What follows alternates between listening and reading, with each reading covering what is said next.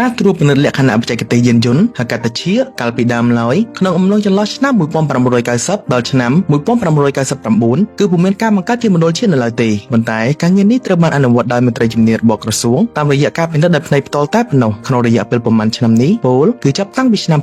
2016រហូតដល់ពេលបច្ចុប្បន្ននេះប្រទេសកម្ពុជាមានមណ្ឌលត្រួតពិនិត្យលក្ខណៈបច្ចេកទេសយានយន្តដែលកំពុងដំណើរការសរុប22ទីតាំងនៅរាជធានីភ្នំពេញមានចំនួន8ទីតាំងនិងខេត្តមានចំនួន14ទីតាំងកំពុងធ្វើប្រតិបត្តិការអាជីវកម្មនៅរាជធានីភ្នំពេញមាន8ទីតាំងដូចជារិស័យកែវជ្រោយចង្វាចំការដូងបឹងស្នោផ្សារដីហុយបឹងបៃតងសំរោងអណ្ដែតកំបូលតាំងនៅតាមបណ្ដាខេត្តមានចំនួន14ទីតាំងដូចជាខេត្តបាត់ដំបងកំពង់ចាមសៀមរាបព្រះសីហនុក្រចេះកំពង់ស្ពឺរតនគិរីកំពង់ឆ្នាំងព្រះវិហារកំពង់ធំបន្ទាយមានជ័យស្វាយរៀងកំពតនិងតាកែវមិនតែប៉ុណ្ណោះដើម្បីជាការឆ្លើយតបទៅនឹងតម្រូវការរបស់បងប្អូនប្រជាពលរដ្ឋក៏ដូចជាបង្ខិតការផ្ដល់សេវាជាដល់បងប្អូនប្រជាពលរដ្ឋក្រសួងសាធារណការនិងដឹកជញ្ជូនបានគិតគូរដោយយកចិត្តទុកដាក់ក្នុងការរៀបចំការមានម៉ាស៊ីនត្រួតពិនិត្យលក្ខណៈបច្ចេកទេសចល័តចំនួន4គ្រឿងក្នុងគោលបំណងបម្រើបងប្អូនប្រជាពលរដ្ឋមកទទួលសេវាជាតាមបណ្ដាខេត្តដែលពុំមានមណ្ឌលជាតិនៅឡើយរួមមានចំនួន9ខេត្តគឺខេត្តកែបកោះកុងព្រៃវែងបងឃ្មុំមណ្ឌលគិរីស្ទឹងត្រែងឧត្តរមានជ័យបៃលិននិងខេត្តពោធិ៍សាត់ទៅតាមតារាងកំណត់ការប្រឆាជាចល័តជាមួយគ្នានេះម្ចាស់រថយន្តអាចធ្វើការបង់តម្លៃសេវាជាតិនេះតាមប្រព័ន្ធធនាគារមានដូចជា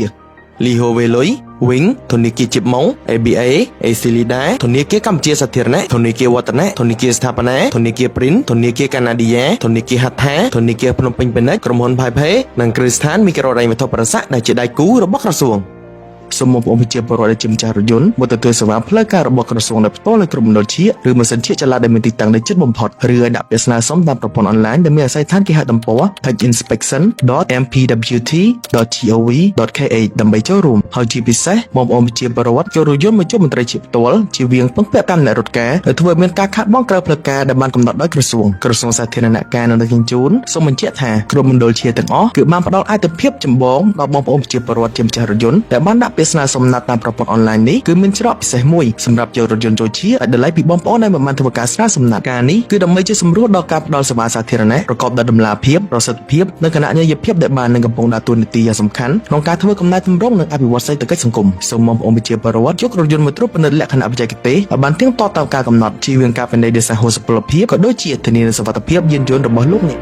ដោយភ្ជាប់មកជាមួយនៅឯកសារសំខាន់រួមមានសម្រាប់រថយន្តថ្មីគឺត្រូវភ្ជាប់អត្តសញ្ញាណប័ណ្ណជនជាតិខ្មែរសម្រាប់ជនជាតិខ្មែរនិងលិខិតឆ្លងដែនដែលមានទិដ្ឋាការសុពលភាពសម្រាប់ជនបរទេសនិងលិខិតបញ្ជាក់ទីលំនៅដែលចេញដោយអាជ្ញាធរមានសមត្ថកិច្ចនិងក្រដាសពន្ធនាំចូលរថយន្តសម្រាប់រថយន្តដែលធ្លាប់បានឈាកម្ដងរួចហើយគឺត្រូវភ្ជាប់មកនៅជាមួយវិញ្ញាបនបត្រត្រួតពិនិត្យលក្ខណៈបច្ចេកទេសពីមុននិងបានសម្គាល់យានយន្តតែប៉ុណ្ណោះ